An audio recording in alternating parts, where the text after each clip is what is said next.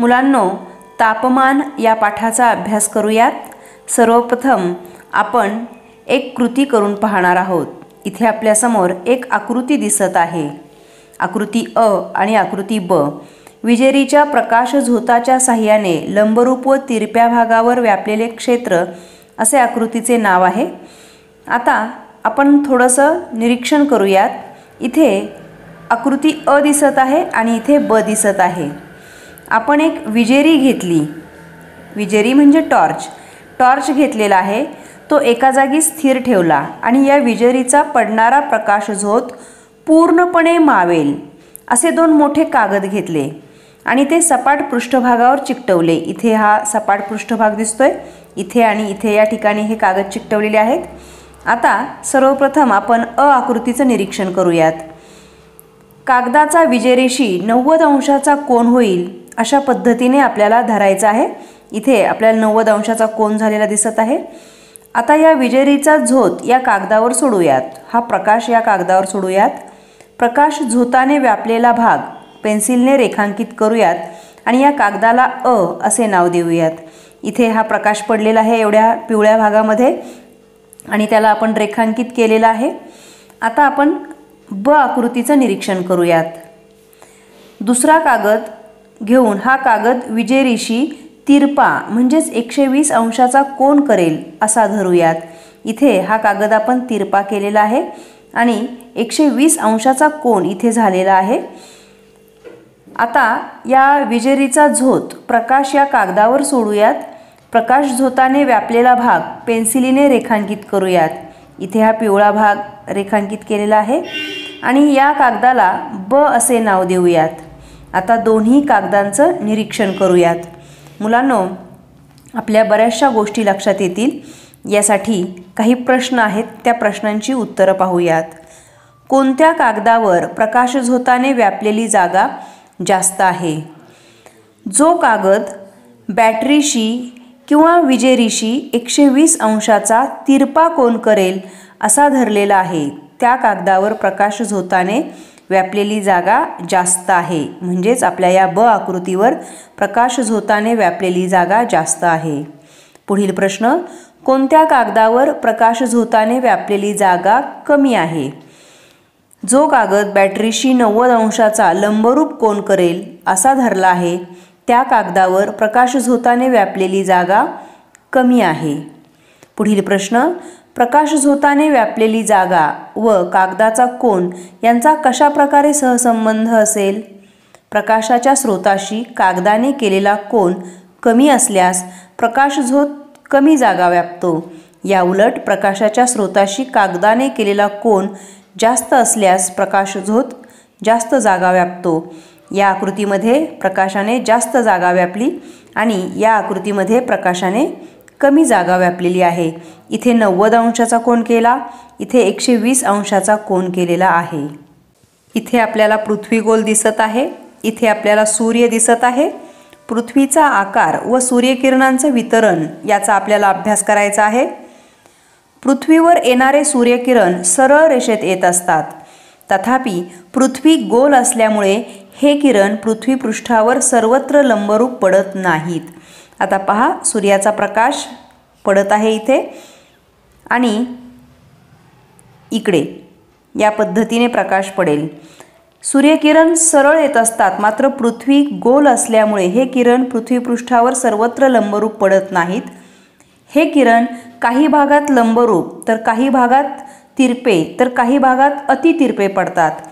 सूर्यापासून विषुववृत्ताजवळ सूर्यकिरण लंबरूप पडतात, तर विषुववृत्तापासून आपण जसजसं दूर जाऊ तसतसे हे किरण तिरपे पडतात आणि अगदीच उत्तर ध्रुव आणि दक्षिण ध्रुवाजवळ जाऊ तिथे हे किरण अतितिरपे पडतात। लंबरूप प्रकाश किरण कमी जागा व्यापतात। आपण मगाशी पाहिलं होतं विजेरीचा प्रकाश अ आकृतीमध्ये आणि ब आकृतीमध्ये। तसं आपण जी अ आकृती पाहिली होती तिथे लंबरूप प्रकाश किरण कमी जागा व्यापतात। कमी जागा व्यापलेल्या भागात प्रखर प्रकाश आणि जास्त उष्णता मिळते। इथे सुद्धा पहा, किरण कमी जागा व्यापतात, अर्थात इथे प्रखर प्रकाश आणि जास्त उष्णता मिळते, त्यामुळे तेथील पृष्ठभाग जास्त तापतो. पर्यायाने या ठिकाणची हवासुद्धा जास्त तापते. तिरपे प्रकाशकिरण जास्त जागा व्यापतात. इकडे प्रकाशकिरण तिरपे जात आहेत पहा. या भागांकडे तिरपे प्रकाशकिरण जास्त जागा व्यापतात. आपण मघाशी विजेरी कागदावर प्रकाश टाकल्यानंतर 120 अंशाचा कोन जेव्हा आपण केला तेव्हा तिथे विजेरीच्या प्रकाशाने जास्त जागा व्यापली होती. अगदी तसंच इथे तिरपे प्रकाशकिरणसुद्धा जास्त जागा व्यापतात. जास्त जागा व्यापलेल्या भागात प्रकाशाची प्रखरता कमी आणि उष्णताही कमी असते, त्यामुळे तेथील पृष्ठभाग कमी तापतो. पर्यायाने तेथील हवासुद्धा कमी तापते. इकडे या भागामध्ये तिरपे किरण पडतात. विषुववृत्तापासून आपण जसजसं दूर जाऊ तसतसे तिरपे किरण पडायला लागतात आणि यामुळे इथे प्रकाशाची प्रखरता कमी व उष्णता कमी असते, त्यामुळे तेथील पृष्ठभाग कमी तापतो. पर्यायाने तेथील हवा कमी तापते. आपल्याला दिलेल्या या आकृतीचं निरीक्षण करून काही प्रश्नांची उत्तरं लिहायची आहेत. आकृतीत दिलेल्या अक्षवृत्तांचा विचार करून पृथ्वीवर कोणत्या वृत्तांपाशी तापमान जास्त असेल? ज्या वृत्तांवर सूर्यकिरणे लंबरूप पडतात त्या वृत्तांपाशी तापमान जास्त असेल. अर्थात सूर्यकिरण इथे लंबरूप पडतात, इथे तापमान जास्त असेल. कोणत्या वृत्तांपाशी तापमान मध्यम असेल? इथे सूर्यकिरण तिरपे पडतात, त्यामुळे इथे तापमान मध्यम असेल. कोणत्या भागात तापमान खूप कमी असेल? पृथ्वीच्या उत्तर ध्रुवावर आणि दक्षिण ध्रुवावर तापमान अतिशय कमी असेल, कारण इथे सूर्यकिरणे अतितिरपी पडतात.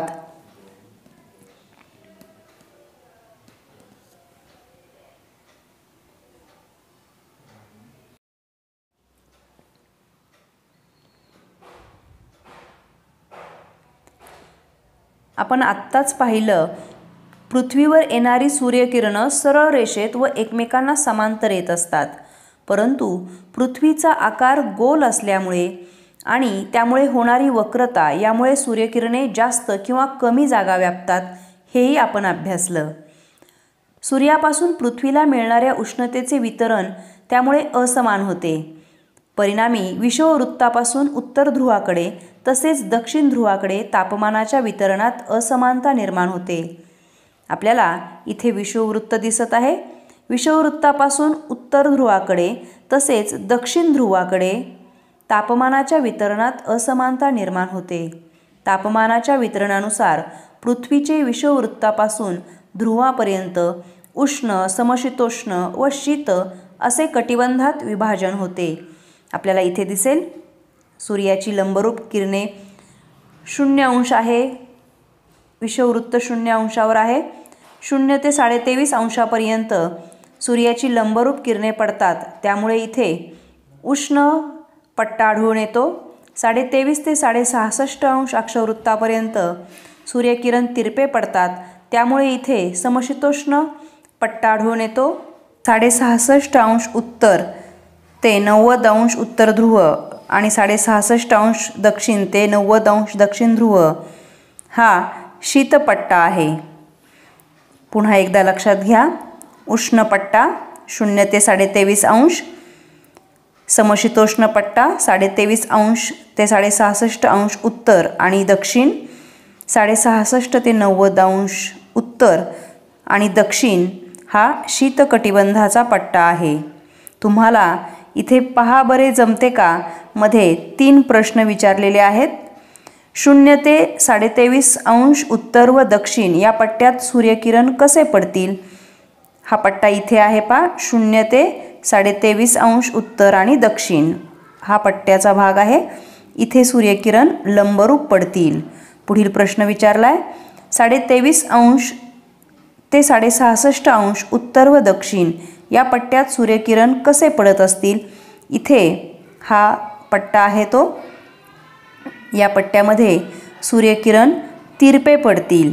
आणि पुढील प्रश्न आहे, 66.5 अंश ते 90 अंश उत्तर व दक्षिण या भागात सूर्यकिरण कसे पडतील? हा भाग तो आहे, या भागात सूर्यकिरण अतितिरपे पडतील. अक्षांश या मुख्य कारणाशिवाय आत्ता आपण हे सगळे अक्षांशाचे पट्टे पाहिले। या मुख्य कारणाशिवाय पृथ्वीवरील इतर घटकसुद्धा तापमानाच्या असमान वितरणास कारणीभूत असतात, परंतु या घटकांचा परिणाम प्रादेशिक पातळीपुरता मर्यादित असतो, म्हणजे त्या प्रदेशापुरता फक्त मर्यादित असतो, तो सर्वत्र एकसारखा नसतो। जसं आपण इथे एकसारखे पट्टे पाहिले तशा पद्धतीने नसतो। यामध्ये समुद्र सानिध्य, खंडांतर्गता, समुद्र सपाटीपासूनची उंची, प्राकृतिक रचना या घटकांनुसार प्रदेशामधील हवामानात विविधता आढळते। याशिवाय ढगांचे आच्छादन, वारे, वनाच्छादन, नागरीकरण, औद्योगिकरण इत्यादी घटकांचा परिणामसुद्धा स्थानिक हवामानावर होत असतो। आता आपल्याला एक प्रयोग करून पाहायचा आहे। मुलांनो, प्रयोग व्यवस्थित समजून घ्या, म्हणजे तुम्हाला काही गोष्टी चांगल्या समजतील। आपल्याला नेहमी असं वाटत असतं की सूर्यकिरणांमुळे हवा तापते व गरम हवेमुळे जमीन व पाणी तापते। प्रत्यक्षात मात्र परिस्थिती वेगळी असते। जमीन व पाणी सूर्यकिरणांमुळे प्रथम तापते, त्यानंतर जमीन व पाणी यांनी शोषलेली उष्णता वातावरणात उत्सर्जित होते, त्यामुळे भूपृष्ठालगत असलेला हवेचा थर वरच्या दिशेने तापत जातो। म्हणूनच पृष्ठभागालगत हवा जास्त गरम असते व पृष्ठभागापासून जसजसे वर जावे तसतसे हवेच्या तापमानात घट होत जाते। समुद्र सपाटीला असणारे तापमान हे पर्वतीय भागात कमी झालेले आपल्याला आढळते। इथे आपला प्रयोग आहे। आपण अ आकृती पाहत आहोत आणि ब आकृती पाहत आहोत। या दोन्ही आकृती घरामध्ये तुम्ही प्रयोग करून पाहायचे आहेत। जमीन व पाणी दोन्ही तापणे व थंड होणे यात असमानता असते। ही कृती आपण समजून घेणार आहोत। आपण प्रथमतः समान आकाराची दोन भांडी घेतलेली आहेत आणि समप्रमाणात पाण्याने भरून घ्यायची आहेत। यातील एक भांडे घरातच ठेवायचे व दुसरे भांडे सूर्योदयाच्या सुमारास घराबाहेर ठेवायचे। अ आकृतीमधील भांडे घरात आहे आणि ब आकृतीमधील भांडे घराबाहेर आहे। आता दुपारच्या दरम्यान घरातल्या जमिनीवर पायात काहीही न घालता जमिनीच्या तापमानाचा अंदाज घ्यायचा। पाण्यात हात घालून पाण्याच्याही तापमानाचा अंदाज घ्यायचा। हीच कृती घराबाहेरील जमिनीच्या बाबतीत व भांडे भरून ठेवलेल्या पाण्याच्या बाबतीत सुद्धा करायची। घराबाहेरील जमिनीवर अनवाणी पायांनी चालून पाहायचं आणि त्याचबरोबर बाहेर ठेवलेल्या पाण्याच्या तापमानाचा सुद्धा अंदाज घ्यायचा। आता तुमच्या लक्षात येईल जमीन व पाणी यांच्या तापमानामध्ये फरक आहे। जमीन पटकन तापते, पाणी उशिरा तापते, हे तुमच्या लगेच लक्षात येईल। पुढे जाऊयात। जमीन पाण्याच्या तुलनेत लवकर थंड होते। उन्हात ठेवलेले पाणी मात्र किंचित कोमटच राहते। जमीन व पाणी यांच्या तापण्याच्या व थंड होण्याच्या या फरकामुळे जमिनीवरील हवा लवकर तापून लवकर थंड होते, तर पाण्यावरील हवा उशिरा तापून उशिरा थंड होते। परिणामी समुद्रकिनारी भागात खंडांतर्गत भागापेक्षा हवेचे तापमान दिवसा कमी असते तर रात्री जास्त असते। खंडांतर्गत भागात मात्र किनारी भागापेक्षा हवेचे तापमान दिवसा जास्त आणि रात्री कमी असते। समुद्रकिनारी भागात समुद्राचे पाणी तापल्याने पाण्याची वाफ हवेत मिसळत असते। पाण्याची वाफ हवेतील तापमान साठवू शकते, त्यामुळे या भागात हवा आर्द्र व उबदार राहते। याउलट परिस्थिती खंडांतर्गत भागात असते। बाष्प नसल्याने हवा कोरडी राहते। परिणामी तापमानातील फरक तीव्रतेने होतात। दिवसभराच्या कमाल व किमान तापमानातील फरकास त्या ठिकाणची दैनंदिन तापमान कक्षा असे म्हणतात। थोडक्यात काय तर किनारी भागात दिवसाच्या व रात्रीच्या तापमानातील फरक कमी असतो, तर खंडांतर्गत भागात तापमानातील हा फरक जास्त असतो। उदाहरणार्थ पहा, मुंबईचे तापमान सम आहे तर नागपूरचे तापमान विषम आहे। कोकण किनारी भागातील तापमान कक्षा कमी असते तर विदर्भाकडे तापमान कक्षेत वाढ झालेली आढळते। किनारी प्रदेशात म्हणूनच सम हवामान असते। मुंबईचं हवामान सम तर नागपूरसारख्या खंडांतर्गत प्रदेशात हवामान विषम असते। आपल्याला आणखी एक थोडीशी माहिती घ्यायची आहे। आपल्याला नेहमी असं वाटत असतं की हरितगृह वायूंचे परिणाम काय बरं होत असतील, तर वातावरणातील काही वायू जसे अर्गॉन, कार्बन डायऑक्साईड इत्यादी व पाण्याची वाफ हे जमिनीतून बाहेर पडणारी उष्णता दीर्घकाळ स्वतःमध्ये सामावून ठेवू शकतात. या वायूंमुळे वातावरणातील हवेचे तापमान वाढते. वातावरणातील या वायूंचे वाढते प्रमाण हवामान बदलाला कारणीभूत ठरते. याच कारणाने पृथ्वीचे तापमान वाढत आहे, असं हवामानशास्त्रज्ञांचं मत आहे. हवामानातील हा बदल सार्वत्रिक आहे. यालाच जागतिक तापमान वाढ असं म्हणतात. ज्या वायूंमुळे ही वाढ होते त्या वायूंना हरितगृह वायू असं म्हटलं जातं. उष्णतेचे वहन व ऊर्ध्व प्रवाह हा एक प्रयोग करून पाहायचा आहे. तापत ठेवलेल्या पाण्यामध्ये 4-5 प्लास्टिकची बटणे टाकून या बटणांची हालचाल कशी होते हे आपण पाहूयात. पाणी तापल्यावर ते प्रसरण पावते. तळाकडील जास्त गरम पाणी वर येते, त्याबरोबर बटणे पाण्याच्या पृष्ठभागावर येतात आणि त्या मानाने वरचे थंड पाणी तळाकडे जाऊ लागते, त्याबरोबर बटणे देखील खाली जातात. असं सतत होत असतं. हे तुमच्या निरीक्षणाद्वारे लक्षात येईल. म्हणजेच तापल्यामुळे पाण्यात ऊर्ध्वगामी प्रवाह निर्माण होतो. ऊर्ध्वगामी म्हणजे वरच्या दिशेने जाणारा ऊर्ध्वगामी प्रवाह निर्माण होतो. निसर्गात मात्र थोडी वेगळी परिस्थिती असते. जग सागरी प्रवाह ही आकृती दिसत आहे. यामध्ये लाल रंगाचे बाण हे उष्ण प्रवाह दाखवतात, तर निळ्या रंगाचे बाण हे शीत प्रवाह दाखवतात. आपल्याला इथे दिसतील हे निळ्या रंगाचे बाण आहेत, हे शीत प्रवाह दाखवत आहेत. हे लाल रंगाचे बाण हे उष्ण प्रवाह दाखवत आहेत. तापमानातील फरकामुळे महासागरांमध्ये पाण्याचे ऊर्ध्वगामी तसेच क्षितिज समांतर प्रवाह निर्माण होतात. क्षितिज समांतर प्रवाह हे तापमानातील फरकाप्रमाणेच पाण्याच्या घनतेत झालेला बदल व वारे यामुळे निर्माण होतात. हे सागरी प्रवाह विषुववृत्त ते ध्रुव प्रदेश आणि ध्रुवीय प्रदेश ते विषुववृत्त असे वाहतात. इथे आपल्याला विषुववृत्त दिसेल. आपल्याला सागरी प्रवाह वाहताना दिसतील. लाल रंगाचे बाण पहा कशा पद्धतीने वाहत आहेत आणि निळ्या रंगाचे बाण सुद्धा पहा. हे सागरी प्रवाह विषुववृत्ताकडून ध्रुवीय प्रदेशाकडे आणि ध्रुवीय प्रदेशाकडून विषुववृत्ताकडे अशा पद्धतीने वाहतात. सागरी प्रवाह ज्या वेळेस शीतकटिबंधाकडून उष्णकटिबंधाकडे येतो त्यावेळेस उष्णकटिबंधातील किनारपट्टीचे तापमान कमी होते. जेव्हा एखादा सागरी प्रवाह उष्णकटिबंधाकडे येतो, शीतकटिबंधाच्या बाजूने उष्णकटिबंधाकडे येतो, त्यावेळेस उष्णकटिबंधातील किनारपट्टीचे तापमान कमी होते आणि या उलट जेव्हा एखादा सागरी प्रवाह उष्णकटिबंधाकडून शीतकटिबंधाकडे जातात तेव्हा तेथील किनारपट्टीचं तापमान सुद्धा वाढतं. इथे तुम्हाला बरेचसे प्रवाह दिसतील. इथे फॉकलँड प्रवाह आहे, त्यानंतर ब्राझीलचा प्रवाह दिसत आहे. असे बरेचसे प्रवाह आहेत. तुम्ही आकृतीचं नीट निरीक्षण करा. कॅनरी प्रवाह, उत्तर अटलांटिक प्रवाह, लॅब्राडोर प्रवाह, प्रतिविषुववृत्तीय प्रवाह, दक्षिण ध्रुवीय प्रवाह हे असे बरेचसे प्रवाह वाहत आहेत. मुलांनो, उष्ण व सागरी प्रवाह जर एखाद्या भागात एकत्र आले तर असा प्रदेश प्लवंक वाढीसाठी अतिशय चांगला असतो, सर्वोत्तम असतो. इथे आपल्याला प्लवंक दिसत आहे आणि तुम्हाला मी उष्ण व सागरी प्रवाह एकत्र येणारे एक ठिकाण दाखवते. इथे ब्राझील देश आहे. या ठिकाणी इथे तुम्हाला ब्राझीलचा प्रवाह आणि फॉकलँड प्रवाह या ब्राझीलच्या आग्नेय किनारपट्टीवर एकत्र येतात. त्यामुळे इथे प्लवंक वाढ मोठ्या प्रमाणात होते आणि मासेमारीसुद्धा मोठ्या प्रमाणात होते. उष्ण व सागरी प्रवाह, उष्ण व शीत सागरी प्रवाह ज्या भागात एकत्र येतात असा प्रदेश प्लवंक वाढीसाठी सर्वोत्तम असतो. प्लवंक हे माशांचे खाद्य आहे.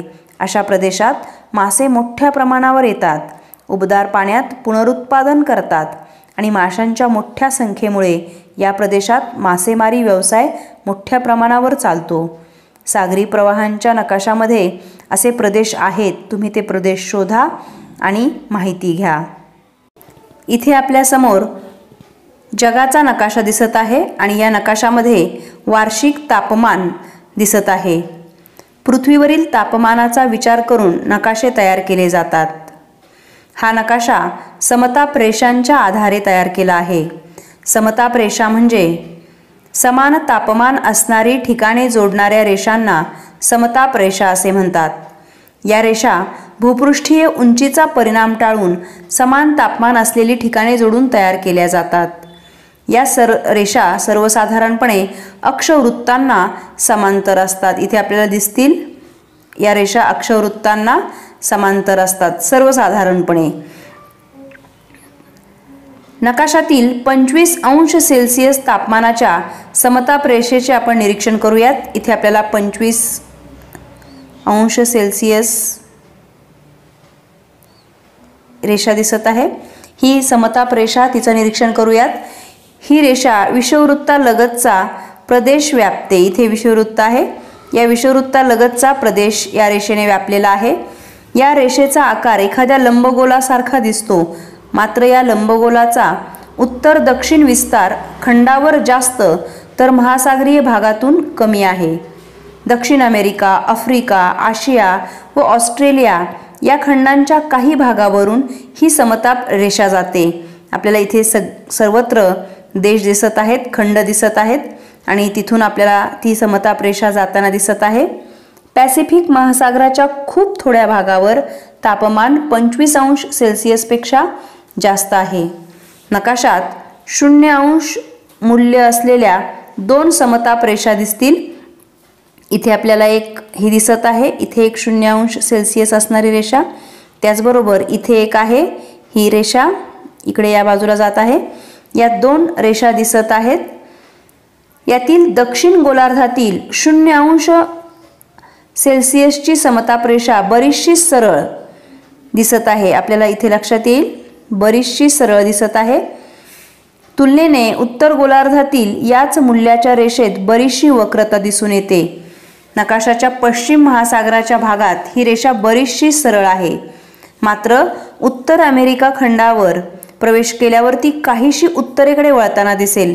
त्यानंतर ही रेषा पूर्वेकडे जाते. नंतर मात्र उत्तर अटलांटिक महासागरावर काही अंतरानंतर ती ईशान्येकडे वळते.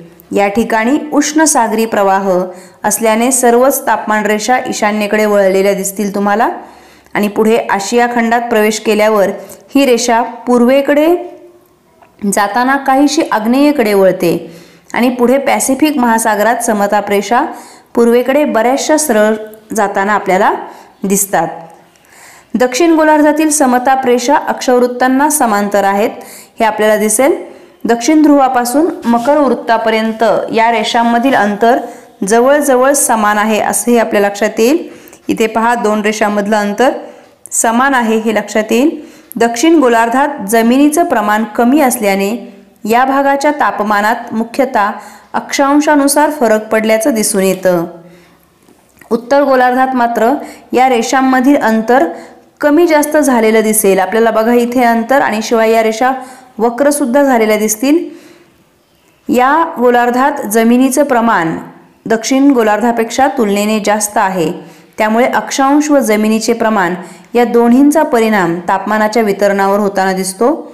जमिनीच्या भागात या परिणामामुळे समताप रेषांमधील अंतर कमी जास्त होणं, समताप रेषा वक्र होणं या बाबी आपल्याला पाहायला मिळतात. इथे आपल्याला साध्या तापमापकाची आकृती दिसत आहे आणि या आकृतीच्या आधारे आपल्याला काही प्रश्नांची उत्तरे लिहायची आहेत. पहिला प्रश्न, तापमापकाची नळी कशावर लावलेली आहे? तापमापकाची नळी लाकडी पट्टीवर लावलेली आहे. तापमापकाच्या नळीतील द्रव्य कोणते असावे? तापमापकाच्या नळीतील द्रव्य पारा किंवा अल्कोहोल असावे. इथे आपल्याला दिसेल पारा किंवा अल्कोहोल असावे. लाकडी पट्टीवरील आकडे काय दर्शवतात? लाकडी पट्टीवरील आकडे आपल्याला इथे तापमान दर्शवताना दिसत आहेत. तापमान कोणत्या एककात मोजतात? तापमान सेल्सिअस व फॅरनहाइट या एककात मोजतात. पुढील प्रश्न, तापमापकात दर्शवलेले तापमान लिहा. इथे आपल्याला 38 अंश सेल्सिअस हे तापमान दिसत आहे या ठिकाणी. हे तापमान कोणत्या ऋतूतील असेल? हे तापमान उन्हाळा ऋतूतील असेल. मुलांनो, हवेचे तापमान मोजण्यासाठी तापमापक वापरतात. तापमापकात पारा किंवा अल्कोहोल वापरला जातो. इथे आपल्याला दिसेल तापमापकात पारा किंवा अल्कोहोल वापरतात. पाऱ्याचा गोठणबिंदू -39°C आहे, तर अल्कोहोल गोठणबिंदू -130°C आहे.